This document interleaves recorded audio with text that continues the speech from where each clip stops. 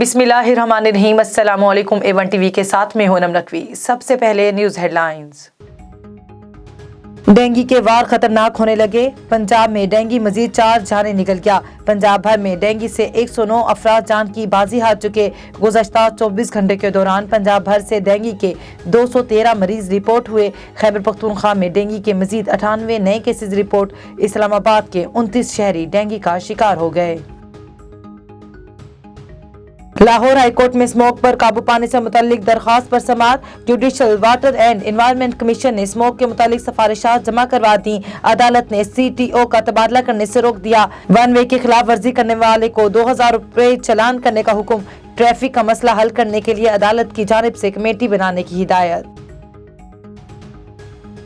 4 साल में मुल्क के साथ खिलवाड़ किया गया। 17 नवंबर को तमाम बिल्स बिलडोज किए गए। EVM को दुनिया ने मुस्तरद कर दिया। हमजा शहबाज ने कहा है कि माहिरीन ने कहा है कि EVM में शफाफियत नहीं। 50 लाख ना सही 50,000 घर ही बना देते। 1 करोड़ में से 1000 नौकरियां ही दे देते। वजीर आजम सिलेक्टेड भी है और रिजेक्टेड भी। कौमी वकार के लिए सब जमातों को एक जगह जमा होना पड़ेगा।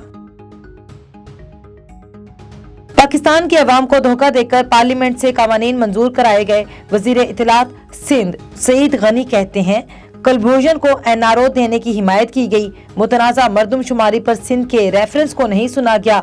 MQM और GDA ने मुतनाज़ा मरदमशुमारी पर PTI का साथ दिया। विफाकी हुकूमत सिंध के लोगों के माई बाप नहीं है। सेनेट इजलास में सेनेटर मुश्ताक अहमद के कुलभूषण से मुतालिक सवाल पर अली मोहम्मद सीख पा हो गए। वजीर ममलिकत अली मोहम्मद खान ने कहा MMA ने मुशर्रफ को सपोर्ट किया, वर्दी समेत मुंतखब किया। नवाज शरीफ ने एक बार भी कुलभूषण का नाम नहीं लिया। डॉक्टर आफिया सिद्दीकी को कब वापस लाया जा रहा है? सेनेटर मुश्ताक अहमद का फिर सवाल। वजीर ममलिकत अली मोहम्मद खान आफिया सिद्दीकी के बारे में सवाल गोल कर गए। गरीब अफराद के लिए तामीराती शोबे को 90% टैक्स में छूट दी है।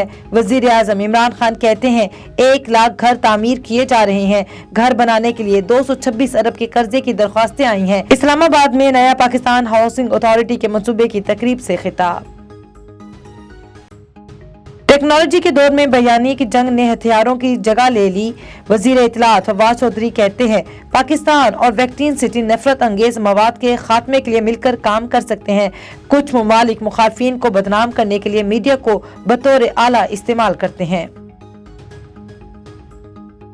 स्टेट बैंक ऑफ पाकिस्तान की मॉनिटरी पॉलिसी कमेटी का इजलास। गवर्नर स्टेट बैंक रजा बाकर की सरबराही में मेंबर पॉलिसी कमेटी में शरह सूद का फैसला होगा।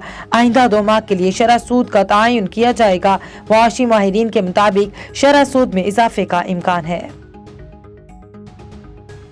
पाकिस्तान का एक बार फिर भारत सिख यात्रियों के लिए फराख दिली का मुजाहिरा। पाकिस्तान ने यात्रियों की आमद से 10 रोज कबल फहरिस्त की फरहमी की शर्त नरम कर दी। उधर गुरु नानक की सालगिरह पर वजीर आजम की जानिब से भी सिख बरादरी को मुबारकबाद का पैगाम।